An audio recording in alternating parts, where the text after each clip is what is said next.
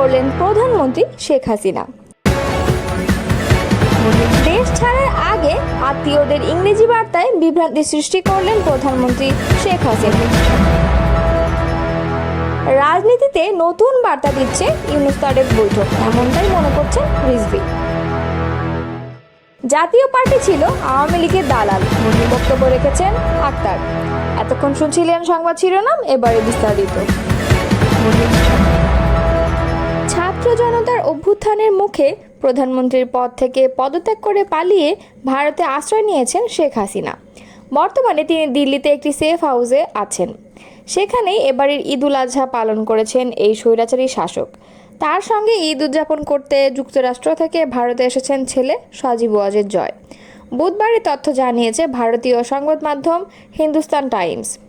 নাম গোপন রাখার শর্তে একটি সূত্রের বরাত দিয়ে মঙ্গলবার সংবাদ মাধ্যমটি তাদের প্রতিবেদনে জানিয়েছে, ঈদুল আজহার আগে জয় ভারতে আসেন মূলত শেখ হাসিনার সঙ্গে ঈদ উদযাপন করতে দেশটিতে এসেছেন জয়।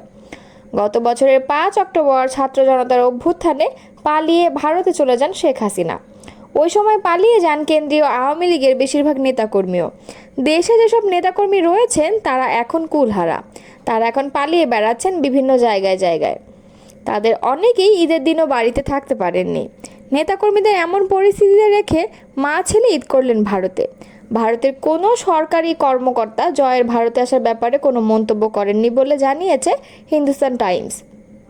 তবে জয়ের ভারতে আসার বিষয়টি নিশ্চিত করে আওয়ামী লীগের একটি সূত্র জানায়, জয় মূলত তার মায়ের সঙ্গে ঈদ করতে ভারতে এসেছেন।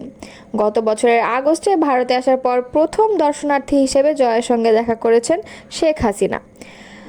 নাম প্রকাশে অনিচ্ছুক আওয়ামী লীগের বেশ কয়েকজন নেতা ক্ষোভ প্রকাশ করে বলেন, দেশে দলের নেতাকর্মীদের বিপদে ফেলে ছেলের সঙ্গে ভারতে বসে ঈদ উদযাপন করছেন আওয়ামী লীগ সভাপতি শেখ হাসিনা। দলীয় নেতাকর্মীদের না জানালেও দেশত্যাগের আগে ঠিকই আত্মীয় স্বজনকে ইংরেজিতে খুদে বার্তা পাঠিয়েছিলেন শেখ হাসিনা। এতদো সংশ্লিষ্ট গণমাধ্যমে প্রকাশিত একটি প্রতিবেদন সামনে এনে এই মন্তব্য করেছেন সাবেক প্রধানমন্ত্রী খালেদা জিয়ার সাবেক প্রেস সচিব জ্যেষ্ঠ সাংবাদিক মারুফ কামাল খান। বুধবার নিজের ভেরিফায়েড ফেসবুক পেজে এই মন্তব্য করেন তিনি। মারুফ কামাল খান বলেন, শেষ রক্ষা হচ্ছে না। এটা নিজে বুঝতে পারলেও হাসিনা তার দলের আর কাউকে তা বুঝতে দেননি। বিভিন্ন বাহিনীতেও প্রশাসনে যারা আছে তারা লেঠিল হয়ে কাজ করেছে, বুঝতে দেননি তাদেরকেও। তিনি কেবল ভেবেছেন তার নিজের ও নিকট স্বজনদের নিরাপত্তার কথা। মারুফ কামাল খান তার পোস্টে লেখেন, ছলে বলে কলে কৌশলে টানা 15.5 বছর রাষ্ট্র ক্ষমতা করায়ত্ত রেখেছিলেন। তবে শেষ অবধি ছাত্র তরুণরা এমন আন্দোলন গড়ে তোলে এবং তাতে সব শ্রেণীর লোক সামিল হয়ে যায়। গুলি করে মানুষ মেরে এই আন্দোলন রাখার চেষ্টায় সেনারা সায়না দিয়ে বেঁকে বসে। হাসিনা বুঝে যান তার খেল খতম। তারপরেও কয়েক ঘন্টা স্নায়ুর যুদ্ধ চালান এবং সেই ফাঁকে পালিয়ে গিয়ে ভারতে আশ্রয়ের বন্দোবস্ত সেরে নেন। তিনি বলেন, নিজে নিরাপদে পালাবার বন্দোবস্তের পাশাপাশি তিনি ঘনিষ্ঠ আত্মীয় স্বজন ও বংশের লোকদের দেশ ছেড়ে পালাতে বলেছেন। এই গ্রুপ মেসেজ ছাড়াও তিনি তাদের সবাইকে আলাদা করেও বার্তা দিয়েছেন।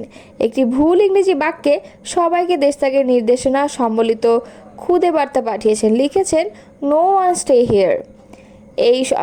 এই বার্তাই দিচ্ছে স্বজন পরিজন ছাড়া আর কারো প্রতি হাসিনার সামান্যতম মায়া ও কর্তব্যবোধ নেই। তবুও তিনি তাদের উপর ভর করে হারানোর স্বর্গ ফিরে পেতে চান, রাজনীতি করতে চান, দেশে ফিরতে চান, ভয়ঙ্কর সব অপরাধের দায় থেকে মুক্তি পেতে চান। এসব লক্ষ্য অর্জনে রোজই নেতাকর্মী ও অনুগতদের উস্কানি দিচ্ছেন, তাদেরকে প্ররোচিত করছেন ঝুঁকি নিতে। তাদের কয়জন সাড়া দেবে হাসিনার আগুন খেলার ডাকে, যোগ করেন মারুফ কামাল খান। প্রসঙ্গত, কোটা সংস্কার আন্দোলনকে কেন্দ্র করে ছাত্র জনতার আন্দোলনের মুখে গত 5 আগস্ট প্রধানমন্ত্রী থেকে পদত্যাগ করে হেলিকপ্টারে দেশ ছেড়ে ভারতে পালিয়ে যান শেখ হাসিনা। এ সময় তার সঙ্গে তার ছোট বোন শেখ রেহানা ছিলেন। এরপর থেকে হাসিনা ভারতেই অবস্থান করছেন। বিএনপির সিনিয়র যুগ্ম মহাসচিব রুহুল কবির রিজভী বলেছেন, গোটা জাতি আজ লন্ডনের দিকে তাকিয়ে আছে। প্রধান উপদেষ্টা ডক্টর মোহাম্মদ ইউনূস ও বিএনপির ভারপ্রাপ্ত চেয়ারম্যান তারেক রহমানের মধ্যে যে বৈঠক হবে সেটি ঐতিহাসিক বৈঠক। এই বৈঠকের মাধ্যমে দেশের রাজনীতিতে সুবাতাস বইবে বলে বিশ্বাস করি। তিনি বলেন, এরই মধ্যে ডিসেম্বরে নির্বাচনের যৌক্তিকতা তুলে ধরেছে বিএনপি। যৌক্তিক সময়েই নির্বাচন হবে বলে জাতি প্রত্যাশা করে। আলোচনার মধ্যে দিয়ে নির্বাচন সহ সব সমস্যার সমাধান সম্ভব। বুধবার দুপুরে নয়াপল্টনে বিএনপির কেন্দ্রীয় কার্যালয়ে সাংবাদিকদের সঙ্গে মতবিনিময়ের সময় তিনি এমন মন্তব্য করেন। প্রতিবেশী রাষ্ট্রের কঠোর সমালোচনা করে রিজভী বলেন, প্রতিবেশী দেশ বাংলাদেশের প্রতি ভয়ঙ্কর বিদ্বেষপরায়ণ হয়ে উঠেছে। বিশেষ করে শেখ হাসিনার পতনের পর তারা হিংস্র হয়ে উঠেছে। বিদেশি তকমা দিয়ে প্রতিদিন পুশ-ইন হচ্ছে, পায়ে পাড়া দিয়ে ঝগড়া লাগানোর প্রচেষ্টা করছে। সীমান্ত এলাকায় পুশ-ইনের হিড়িক লেগেছে। বাংলাদেশ কি বর্জ্য ফেলার স্থান? প্রশ্ন রাখেন তিনি। দেশের লোককে বিদেশি বানিয়ে ভারতে বাংলাদেশে পুশ-ইন করতে চাইলে প্রতিবাদের পাশাপাশি প্রতিরোধ করবে বাংলাদেশ। ভারতকে মনে রাখতে হবে, অত্যাচার নিপীড়ন করে শেখ হাসিনাও টিকে থাকতে পারেনি, বলেন রিজভী। সম্প্রতি করোনার প্রকোপ বৃদ্ধি প্রসঙ্গে উদ্বেগ প্রকাশ করে তিনি বলেন, ভারতে এরই মধ্যে 7,000 মানুষ করোনায় আক্রান্ত হয়েছে। বাংলাদেশেও আক্রান্তের খবর পাওয়া গেছে। এরই মধ্যে একজন মারাও গেছে। এই বিষয়ে সরকারকে দ্রুত করণীয় নির্ধারণ করে প্রস্তুতি নেওয়ার আহ্বান জানাই। সুরক্ষার বিষয়ে স্বাস্থ্য মন্ত্রণালয়ের ভূমিকা উল্লেখযোগ্য নয় বলে মন্তব্য করেন রিজভী।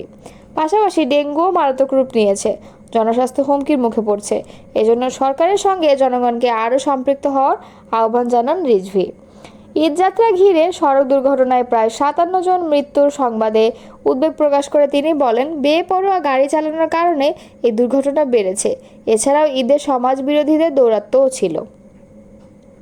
জাতীয় পার্টিকে আওয়ামী লীগের দালাল হিসেবে আখ্যায়িত করেছেন জাতীয় নাগরিক পার্টির সদস্য সচিব আক্তার হোসেন। বুধবার দুপুরে রংপুরের পীরগাছায় জাতীয় নাগরিক পার্টির উপজেলা কার্যালয়ের উদ্বোধন শেষে সাংবাদিকদের এক প্রশ্নে তিনি এ মন্তব্য করেন।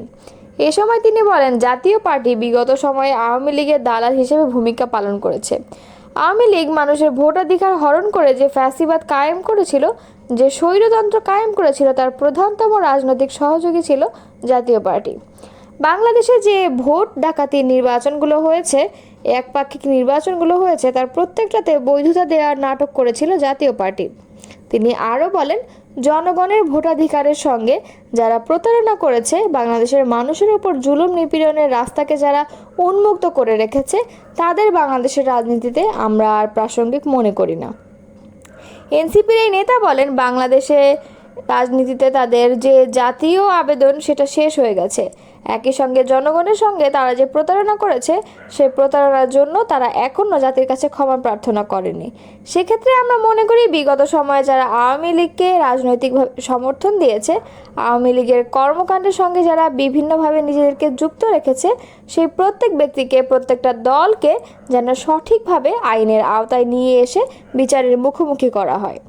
আক্তার হোসেন আরও বলেন, আমরা বাংলাদেশের মানুষের কাছে আহ্বান রাখব, আওয়ামী লীগ, জাতীয় পার্টি সহ ফ্যাসিবাদের যত দোসর আছে, তাদের সবার ব্যাপারে বাংলাদেশের মানুষ যেন সামাজিক প্রতিরোধ গড়ে তোলে, যাতে বাংলাদেশে যেন আর কখনোই আওয়ামী লীগ, জাতীয় পার্টির মতো স্বৈরাচারপন্থী কোনো দল বাংলাদেশের রাজনীতি করার সুযোগ না পায়। এজন্য বাংলাদেশের জনগণকে ঐক্যবদ্ধভাবে ফ্যাসিবাদ বিরোধী শক্তিকে কাজ করবার আহ্বান জানান তিনি।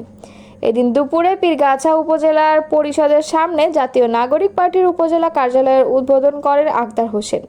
এনসিপি নেতা শামীম হোসেনের সঞ্চালনায় এতে ইউনিয়ন পরিষদের সাবেক চেয়ারম্যান, মেম্বার এবং শিক্ষকসহ বিভিন্ন পেশাজীবীরা বক্তব্য রাখেন।